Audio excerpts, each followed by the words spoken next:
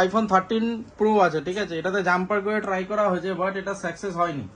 IPhone 13 pro আছে, এটাতে jumper করে ট্রাই করা হয়েছে। দেখুন এখানে প্যাড দেখা, যেটা ড্রিল করে রিসোল্ডার করে করা হয়েছিল জাম্পার করে, বাট সাকসেস হয়নি।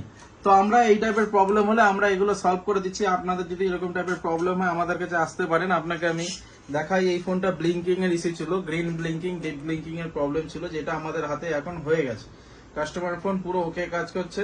এরকম টাইপের যদি আপনাদের প্রবলেম থাকে, আইফোন 13 সিরিজ, 14 সিরিজ, মানে এখন সব থেকে বেশি হচ্ছে 13 pro, 13 pro max, 14, 14 pro, 14 pro max, এরকম টাইপের যদি আপনাদের প্রবলেম থাকে আমাদের কাছে আসতে পারেন, আমাদের কাছ থেকে করে নিয়ে যেতে পারেন।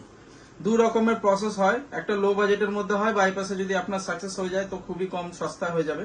আদার্স বাইপাসে না হলে আরো প্রসেস আমাদের কাছে আছে। ফ্লেক্স বন্ডিং মেশিন আমাদের কাছে আছে, আমরা বন্ডিং মেশিন দিয়ে আপনার ডিসপ্লে রেডি করে দিতে পারবো। ইন অফ দ্য ইন যদি নাও থাকে আমাদের কাছে 100% রেজাল্ট পাবেন এই টাইপের প্রবলেম হলে।